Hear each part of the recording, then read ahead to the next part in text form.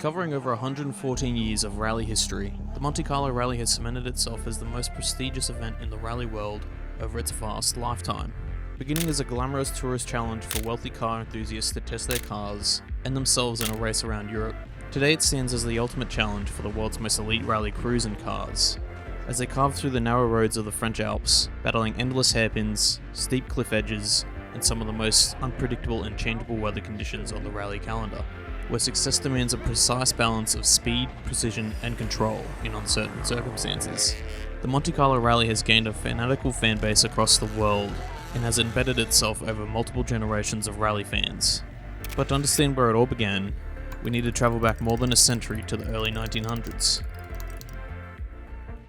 The idea for the Monte Carlo Rally could be traced to as early as 1901, as Prince Albert I requested the creation of a brand new event as a way to attract affluent car enthusiasts to the Principality during the quieter winter months of the year. It would have its first running in 1911, becoming the world's first official rally. Under a concentration rally format, competitors would start from several locations around Europe, with the finish line of Monaco. Thus, the rally was less about who made it to Monaco first, and more a test of driver or chauffeur and machine over an enduring winter journey, with the finishes of the rally being assessed by a concours d'elegance, with the winning conditions being judged vaguely between a competitor's average speed, distance travelled, number of passengers, ride comfort, luggage allowance, car appearance, and the vehicle's final condition. 23 entrants would start for the first ever Monte Carlo Rally, with 18 making it to the finish in Monaco, as traversing the early European motorways in the midst of winter provided a treacherous obstacle for all competitors and the early automobiles. French driver Henri Rougier would win the first Monte Carlo Rally in a Turcat Mairie, alongside a second winner for Best Decorated Car, though there's no record for who won that award.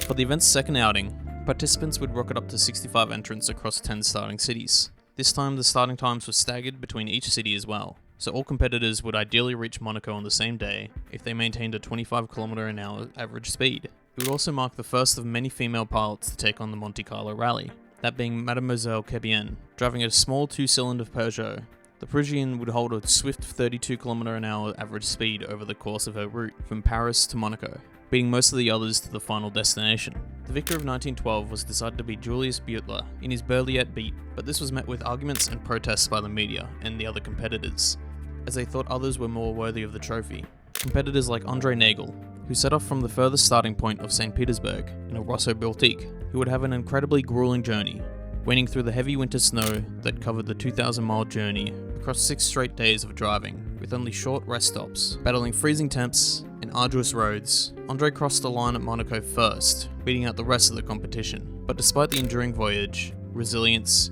and incredible pace that Andre kept throughout, he would only be placed 9th overall, after the judges deemed his car in a very poor state. Protests abounded around the results, and the press heavily critiqued the event organisers, as it seemed everyone was unhappy with the event's subjective nature of judging. But before anything could be done about it, Europe was plunged into global conflict with the start of World War I, sending the Monte Carlo Rally into a 10-year hiatus, covering the duration of the war and the following economic uncertainty of post-war Europe.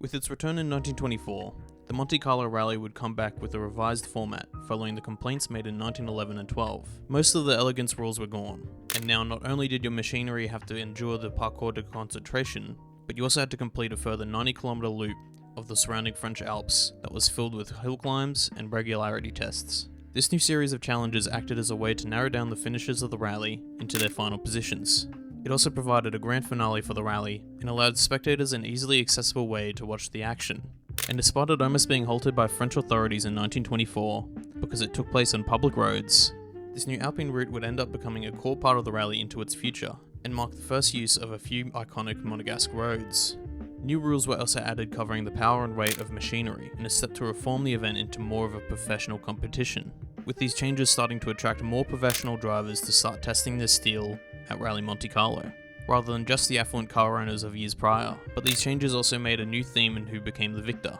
with the winners typically going to the pilot who travelled the furthest with the most passengers. This led to competitors going out of their way to choose the furthest starting location each year for a greater chance at the win, along with using machinery that could accommodate more passengers, with the occasional bus making its appearance at Monte Carlo up until their ban in 1937. With this, more and more starting locations would start popping up around and even outside of Europe in the 20s and 30s, as competitors looked to push their journeys to the extreme. The 1925 event would mark the highest finish of a woman pilot in the rally's history, achieved by Madame Mertens finishing second place in her Lancia Lambda after winning the hill climb. Madame Mertens' performance, along with the many other successful female pilots that had taken on the challenge of the Monte Carlo rally, also helped in the creation of the Coupe de Dame that ran from 1927 onwards, with the winners of which being dedicated to the highest placed pilots of each year. Another big change that happened to the rally heading into the 20s and especially into the 30s was the rapid interwar development of automotive designs and mechanics. Mostly gone were the times of the luxury limousines that were driven in 1911 and 12, in were the increasingly sportier automobiles of tomorrow, with a wide diversity of machinery testing their steel on the Monte Carlo rally. With upgrades in the mechanical world, came with them upgrades in the motorways, and by the mid-30s, cars were reaching average speeds well above 60 km an hour. With these advancements in technology, the Alpine route was forced to expand to 160 kilometers to match the increasing evolution of machinery that entered the rally. And by the mid-30s, the Monte Carlo rally was highly regarded as one of the world's greatest motorsport competitions, with thousands of tourists starting to swarm the Principality and witness the rally firsthand. But just as it was evolving into one of the world's most popular motorsporting events, the rally would once again be forced to stop following its 1939 running, as the world would yet again be plunged into global conflict later in that year, with the start of World War II in Europe. With its post-war return in 1949, the rally once again came back with a bunch of new changes. Firstly, with the ever-growing developments in automotive and motorway technologies since the rally's inception that had skyrocketed over the course of war development, the concentration rally portion of the event became inherently less competitive over the course of its existence. Following this, the Monte Carlo rally became increasingly more focused on the fan-favourite Alpine route that pushed the competitors to their limits, with the rally essentially splitting in two over the coming years. On one side, the endurance concentration format that would continue to run until 1991 before taking its own form in the Monte Carlo Historic that still runs to this day, and the other side is the professional speed-focused rally competition that starts in Monaco proper and followed the Alpine routes of the classic rally, known as Parcours Commun and Parcours Final, that would form the modern basis of what we now know as Rally Monte Carlo. Alongside this change, the rally would focus on becoming more of a professional competition, bringing in its first official timekeeper, with speeds and times becoming more important for rally competition, coinciding with the introduction of the event's first team prize from 1949 onwards, enticing more manufacturers' presence in the event and creating a post-war boom in new and diverse machinery entering the event. Additionally, the creation and implementation of special stages in the early 50s saw the event really take the form of a contemporary rally, with each stage providing a new challenge from the last. It was not uncommon for the weather or the road conditions to change dramatically over the course of a single stage, providing a unique challenge on each occasion. These additions also came just in time for the Monte Carlo Rally to open the debut season of the European Rally Championship in 1953, with Maurice Gastineidis and Peter Woolidge claiming the top spot in their Ford Zephyr. A year later in 1954, Lancia would secure its first of many wins as a manufacturer at the hands of home hero Louis Chiron and Italian co-driver Ciro Basadonna at Rally Monte Carlo. After a small interruption in the event's running in 1957, due to the Suez Crisis and its subsequent oil scarcity, the rally would have a noticeably icy return in 1958, creating a treacherous challenge among the French Alps around the Principality. It is with this instance of the rally that Monte Carlo's most famous stage, Col de Torini, gets its first piece of major media coverage. With its windy roads, countless hairpins, steep climbs, long descents, tunnels, narrow bridges, and perilous cliff edges, on top of the tough icy conditions of 1958, the Col de Torini gained a lot of notoriety as drivers passed the mountain peak over the difficult 22-kilometer route, but it would be heading into the 1960s that the Col de Torini would truly gain its legendary status. As the event moved from the mid-50s to the 60s, a new set of rules was introduced, alongside a huge surge in new smaller, affordable, and agile rally cars that started to dominate the scene, coinciding with a stream of Scandinavian drivers who relished in the snow-covered mountaintops, starting to challenge the Monte as it entered its modern era. First championed by Mr. Saab himself, Erik Karlsson, winning in 1962 and 63 behind the wheel of a Saab 96, before a new challenger started gaining some momentum, the humble Mini Cooper. Breaking onto the podium in 1963, in 1964, Brits Paddy Hopkirk and Henry Lydon would shake up the automotive world by piloting their Mini Cooper to a dominant victory over the larger Fords, Mercedes-Benz, Volvos and Citroens of the time. Made famous in the rally's Nuit de Turini section, the final leg into Monaco, where the nimble minis massively outperformed the competition through the dark, snowy, and icy Col de Turini stages. The minis' bright headlights cutting through the night sky along with their staggering performance defined the rally, with the final night being famously dubbed the Night of the Long Knives. The victory in 1964 would be backed up a year later with another strong Mini Cooper victory by Timo Mäkinen and Paul Easter, sealing the Mini Cooper's place as a rally icon in the history books. When 1966 came around, the rally forecast expected yet another dominant rally from the Mini Cooper runners, and that they were. Unstoppable from start to finish, leaving everyone else in the snow, 3 minis would stand triumphant to seal out the podium, led by Timo Mäkinen, Rauno Aaltonen, and Paddy Hupkirk, their most dominant performance yet. But following multiple regulation changes from the year prior, some of which that had been insufficiently communicated to the British teams, the headlights for Ford, Hillman, and the British Motoring Company were all deemed non-compliant and all their entrants were disqualified. Despite having passed scrutineering before and during the event, the top 4 finishers were DQ'd, including Roger Clark in his Ford Cortina, leaving the victory in the hands of 5th places Pauli Toivonen and his Citroën DS, who was so embarrassed that he refused to accept the award. This led many to believe that it was a deliberate attempt to stop the British manufacturers from claiming a hat-trick on French soil, and left an embarrassing stain in the history of the Monte Carlo rally. Accusations and protests were thrown around the event, and questions abounded about the British manufacturers possibly boycotting Rally Monte Carlo into the future. But instead of bowing out and letting their stolen wins sour in their wake, the British Motor Company would come back a year later, this time with their minis explicitly legal under regulations. They would once again trounce the competition, with Rauno Aaltonen at the helm, reclaiming the trophy that had been unceremoniously taken from them just a year prior. But as the 60s came to a close, so did the scope of the now legendary Mini Cooper, as the small car domination that took over the rally world by storm started to be replaced by a new era of specialty sports cars, with Porsche going on to win a hat-trick of their own with Vic Elford and Bjorn Veldegaard, the helm of their 911s, followed by wins from Alpine A110s and the Lancia Fulvia, heading into the 70s. In 1970, Rally Monte Carlo would host the debut round of a new competition, the FIA International Championship for Manufacturers, before it was replaced in 1973 by the inaugural World Rally Championship. Jean-Claude Androuet, alongside co-driver Michel Espinosi Petit, would open the WRC era by becoming the first rally winners of the new championship in the Alpine A110, followed by 2 other Alpines rounding out the podium. Rally Monte Carlo would start to cement itself as the crown jewel of the WRC through its massive fan base, historic legacy, lavish setting of Monaco, and its traditional position as the opener for every WRC season, except for in 1974, which was interrupted by the oil crisis, causing that year's Monte Carlo to be cancelled. The creation of international championships also brought with it an ever-growing investment into the event, and by the mid-70s, manufacturers were bringing thousands of tyres, all of different compounds, treads, and stud counts, to each Monte Carlo rally, attempting to give themselves the edge over the competition, as teams started to gamble increasingly on crucial choices in tyre strategy, as their crews tackled the changeable conditions, climbing into the frozen asphalt roads of the French Alps. When the rally returned in 1975, it was met with the indomitable Italians, Sandro Minari, Mario Minucci, and their trusty Lancia Stratos. The Italian trio would dominate for 3 years, until they were stopped in 1978 by Jean-Pierre Nicolas and Vincent Laverne in their Porsche 911 Carrera, before the Lancia Stratos would reclaim its crown in 1979, with Bernard Darniche behind the wheel.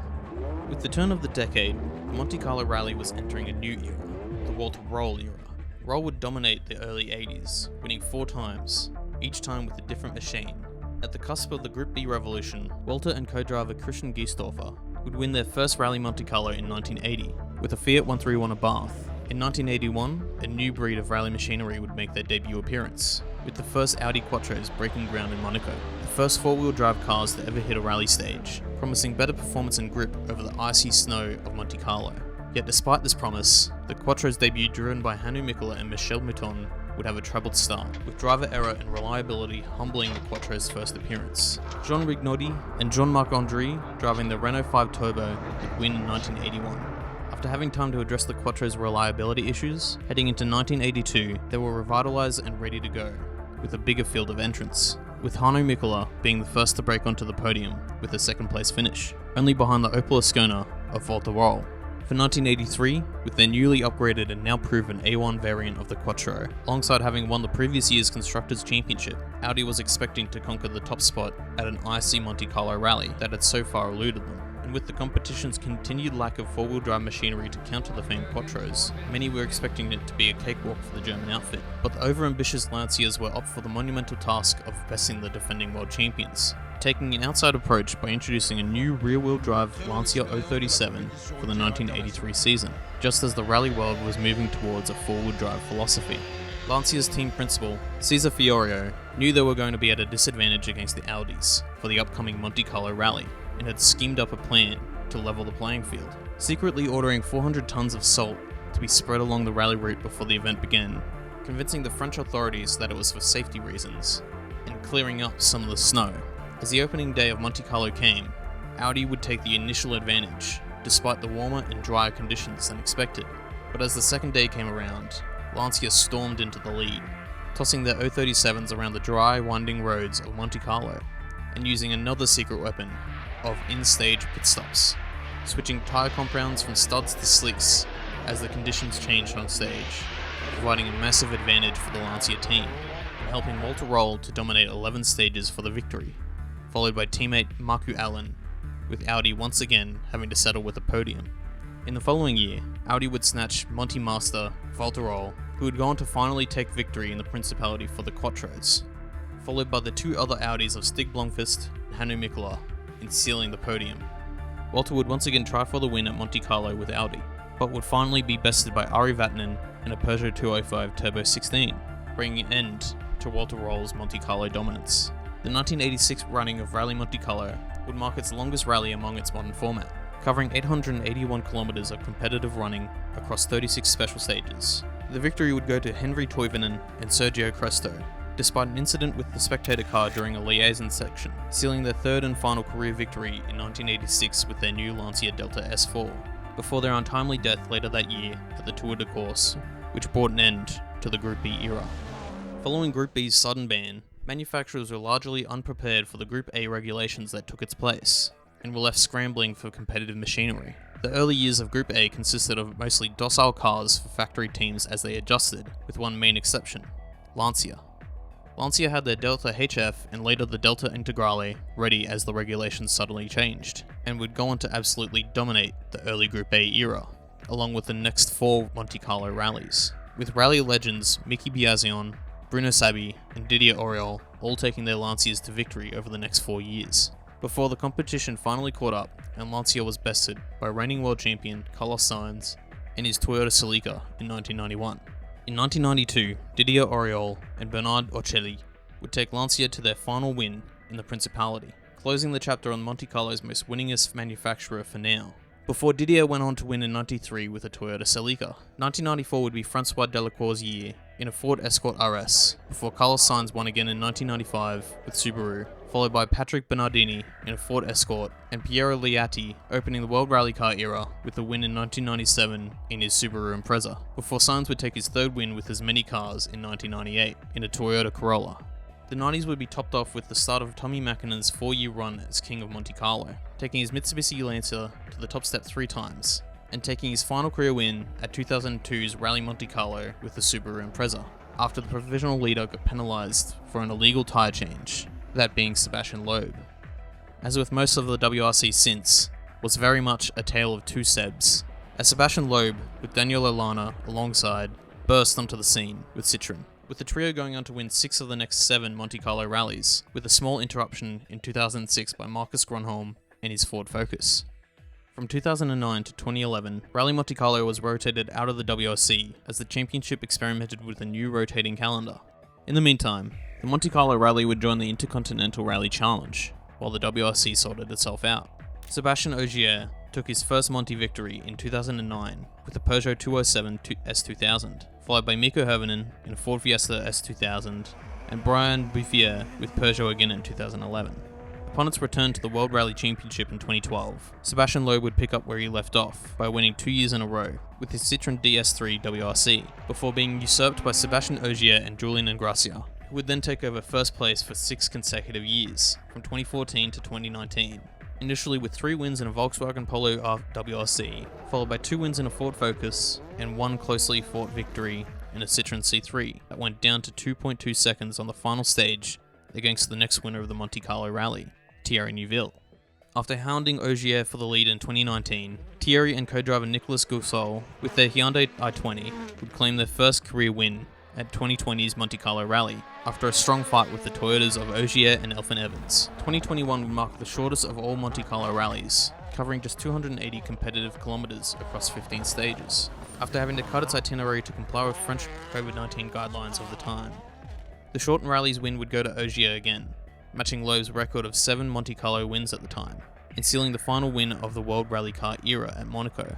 Sebastian Loeb would respond by winning the Rally 1 Regulations debut event in a Ford Puma at 2022's Rally Monte Carlo, marking Loeb's last career victory and final Monte Carlo appearance. Ogier would once again match Loeb's achievement a year later, this time with Vincent Landé alongside in their new Toyota GR Yaris. Once again, Thierry Neuville would follow up with another win in 2024 with his Hyundai i20 at Rally 1, before Ogier would win again in another breakthrough victory, with his win in 2025 sealing the record for the most Rally Monte Carlo wins, with 10 and counting. Which brings us to today, with the Principality giving us 339 kilometers across 70 stages of action for Rally 1's final outing across the tricky, snowy roads of Monaco. Rally Monte Carlo has lived an eternity, from the birth of Rally itself to present day, and continues to show no sign of stopping, as the legend of the Monte Carlo Rally lives on. Hey guys, thanks for watching. Make sure to like and subscribe for more, and tell me who you think will win this year's Monte Carlo Rally in the comments below. Alright, till next time.